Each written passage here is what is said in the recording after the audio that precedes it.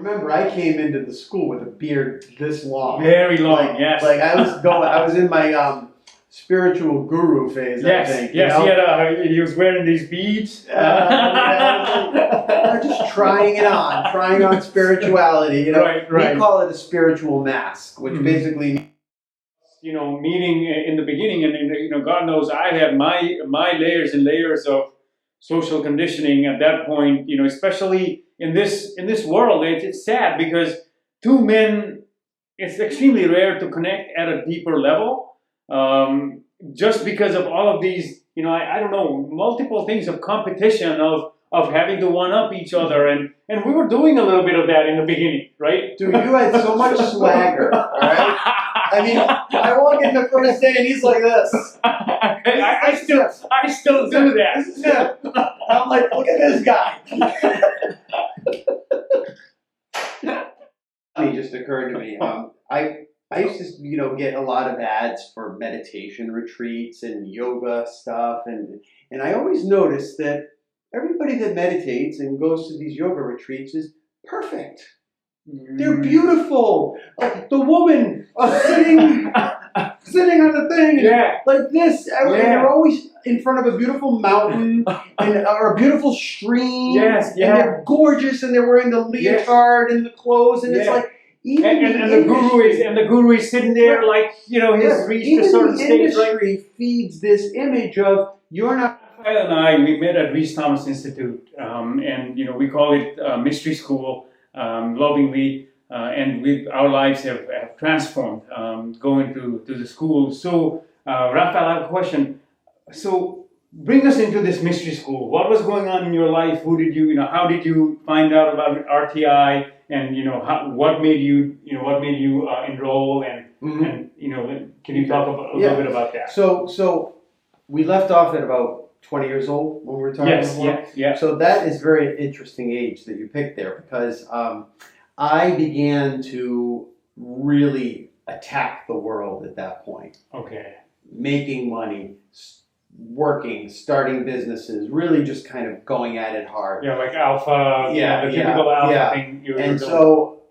And relationships too. So I went through a period of about every 7 years, I would build myself up to some giant achievement. I'd ride it for a little while, and then I would just let myself crash. It was exhausting. But I would. So when you say crash, I would start doing bad habits. All right. So for me, and for everybody, really, okay. I'm going to say this. I'm going to say it to the camera, okay. Okay. Money is an amplifier. Okay. Money is energy. Right. And just like this this yantra here. Love this. Love this. So every time I would begin to make money and get successful. It would just amplify all my bad habits. It would give me more resources, more energy to do those to get things. into trouble. Oh my God! All right, and so I would just literally reach the pinnacle, start to coast, and then just start breaking myself down, just sabotaging myself. So it wasn't sustainable. It wasn't sustainable because my self-concept was not equal to the level that I was reaching. I was powering into where I was going. And then when I reached it, the fraud in me said, that's not you. That's not you. You can't keep this. You're a fraud. Oh, so it was almost like imposter syndrome happening. Total imposter syndrome. And for me, it was that you're not good enough. And to get successful, and I'm not proud of this now, I would cut whatever corners I needed to.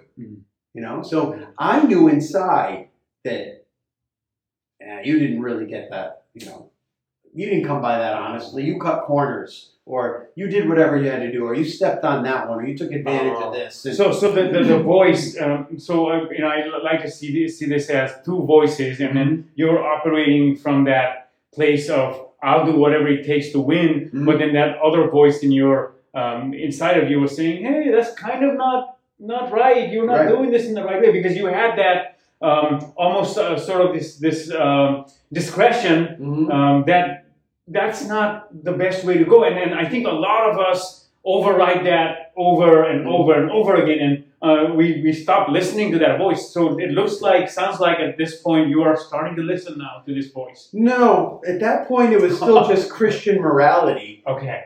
You know, that war inside myself. Okay, I've got to have everything I want. You don't deserve it because you're a piece of garbage. Because God died for you, and you need to be this. All right. I see. And so, because I had a very strong Christian upbringing in the Italian Roman Catholic, going to church every Sunday, baptism, communion, confirmation, the whole thing.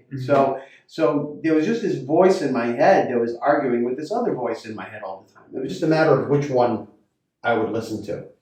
So neither one of them were really me. Oh, man.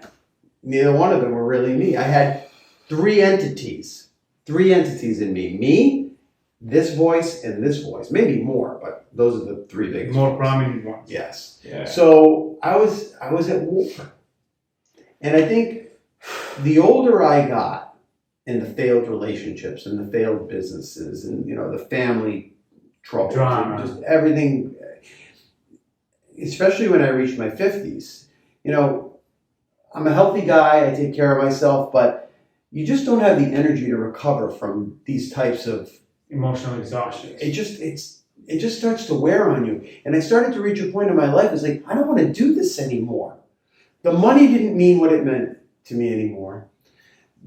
I completely divorced myself from the church. So I started looking at mysticism, tarot, you know, Kabbalah. Like I went down every road, and I did it with ego still. Okay. So I was still trying to add to myself. You know, it was an additive process. What I've learned, and what I learned in the school, is that transformation is not adding to yourself, it's taking away from yourself. It's breaking down what you've built, breaking down your ego.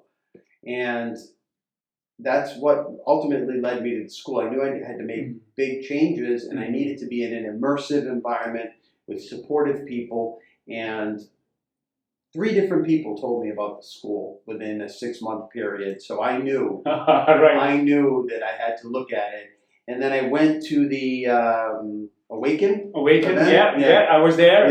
Yeah. And I signed up. I was one of the first people to sign up. I just jumped up and went to the back of the room and paid it in full. And I'm doing this. And I'll tell you, it was 3 years ago now.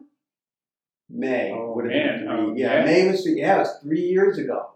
Yeah. Wow. Awaken was 3 years ago. Yeah. Wow. It's hard to believe. 2018. It's hard to believe. Yeah. 2018. Yeah. And that's when my journey really began. I really started to look at who I am. And it was hard. It was hard. Yeah, I mean, I remember us, you know, meeting in the beginning, and you know, God knows, I had my layers and layers of social conditioning at that point. You know, especially in this world, it's sad because 2 men, it's extremely rare to connect at a deeper level, just because of all of these, you know, I don't know, multiple things of competition, of having to one-up each other, and we were doing a little bit of that in the beginning, right? Dude, you had so much swagger, all right? I mean, I walk in the first day and he's like this. I still do that. This is him. I'm like, look at this guy.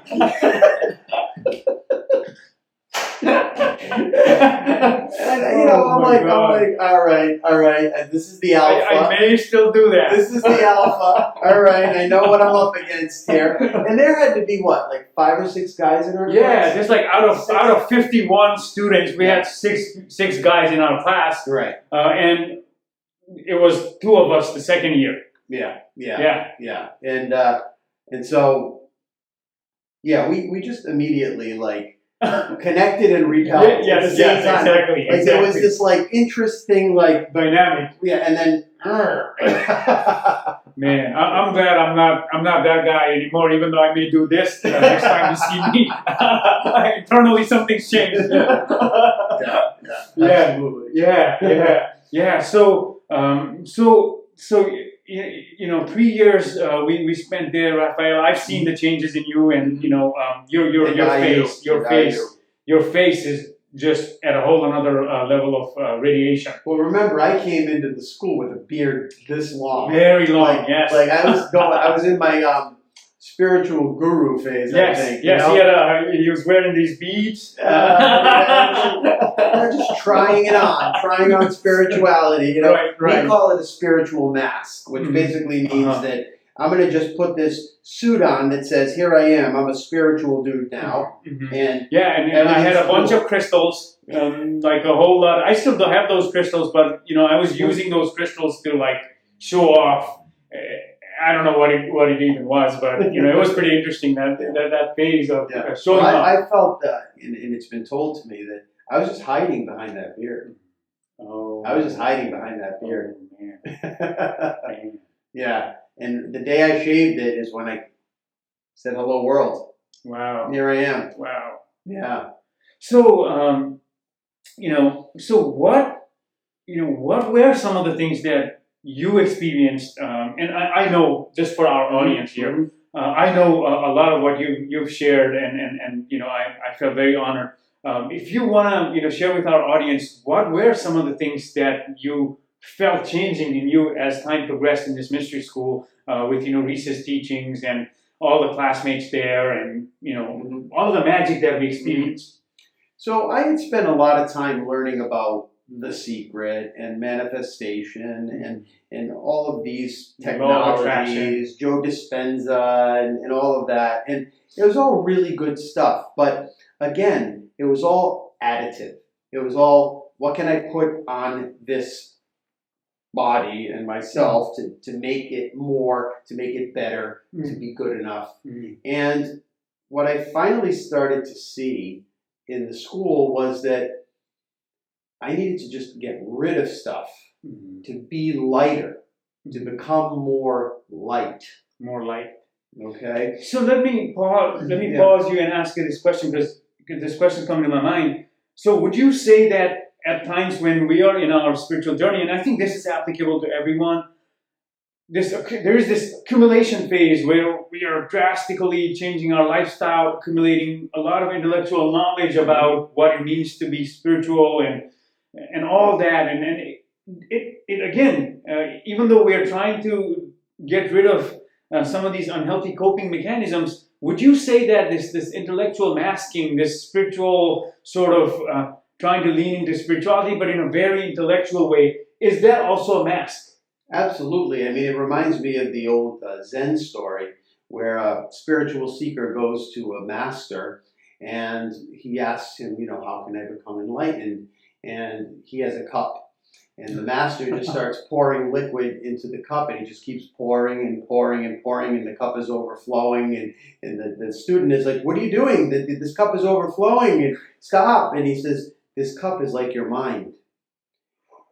If it is full, nothing else can go in. You keep adding to it, nothing's going to happen. Wow. You have to empty the cup before you can truly receive." And that's the process that I began in the school, is emptying my vessel, because there was so much in there that I had just jammed in there, just a lifetime of experiences and knowledge and books and relationships and money and stuff. Oh God, how much stuff! Like just there's a lot. There's this. I see this in the community, like the amount of books, the amount of crystals, the amount of things that we buy, right? Especially in the beginning, like just to, and then it's not necessarily a bad thing to do, but sometimes people just get stuck there in that process of accumulation and never really start to feel. So what is it for you? Is there one incident, or was it a gradual process where you started feeling more than accumulating and buying and thinking that you've reached a certain state? Like, when was the feeling? What made the feeling start to happen? Something funny just occurred to me. I used to, get a lot of ads for meditation retreats and yoga stuff, and I always noticed that everybody that meditates and goes to these yoga retreats is perfect. They're beautiful. The woman sitting on the thing, like this. They're always in front of a beautiful mountain or a beautiful stream. Yes, And yeah. they're gorgeous, and they're wearing the leotard and the clothes, and it's Yeah. like even And the guru is sitting there like, you know, he's reached even a certain the stage. Like, industry feeds this image of you're not good Wow. enough unless you look this way. oh my Unless you God. have this, unless you're meditating on a mountaintop, right? Look, I can meditate in this chair right now. Yeah. Nobody's taking a picture of that and putting it out as an advertisement for meditation. Why? Because it's not sexy. We live in a be sexy, be rich, be full of achievement type world. And finally one day, it dawned on me like, it's a scam. It is a pyramid scheme. It's if you think about it, right? Yeah. Wow. No, it's, you said it so well there. My mind's completely blown. I hadn't thought about that how we, you know, sometimes portray this image of perfection. Mm-hmm. Not sometimes, but most of the time in advertisements, all we see is this perfect people meditating in perfect tranquility and serenity, right? But and maybe for advertisement purposes, it's needed, but how is that impacting us, and how do we need to then come out of that? So we have so many women with body dysmorphia issues and Men, self-hatred and suicidal tendencies. Like, do you know that they don't have words for self-hatred? Somebody asked the Dalai Lama once, right? How do you deal with self-hatred? And he could not understand what they were asking. They don't have a word for it. Wow. America has a word for it. America has a lot of words for it. Why? Because we breed dissatisfaction. Yes. Wow. So then going back to, you know, your heart opening and you starting to feel more than you started to. It was the group. It was the community that did it. It was these beautiful souls. I mean, look, in the beginning, we looked around the room. We would sit in circle. Okay, and we look around the room, and they would tell us, "These are your soulmates. These are the people that came on this journey with you into this world to play and help each other. And every one of us has a backpack. Yes. And I've got something in my bag for Jatiz. Yep. And he's got something in his backpack for me. And I'm sitting there going, like, nobody's got anything in their backpacks. Yeah, and I'm sitting there going, how do I impress these people? Right? How do I pull out all of these things in my backpack that I think I have? And show it to them, because that was all about like impressing my newfound group and trying to be this guy with these cool tools in his backpack. But you know, I didn't realize how ridiculous it was. Yeah, and when the softening started to happen, like when we really got into the one-on-one, the processing that we would do, and the exercises, the exercises pre-COVID where you would actually touch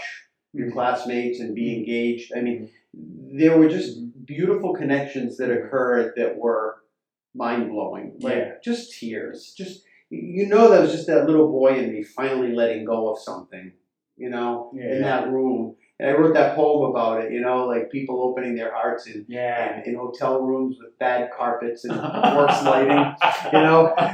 But such beauty was occurring in these rooms with you know. I mean, I just remember hugs that you didn't want to end. Yeah. You know, you hug somebody and you're just like, it's not, you know, you hug somebody and most of the time it's like, you know, but these are hugs where you're like just grabbing onto somebody. It's just the energy just keeps growing. And you know, one of the things in RTI, Rhys Thomas Institute, that we're talking about right now is you're not allowed to have sex with your classmates and you're not allowed to do business.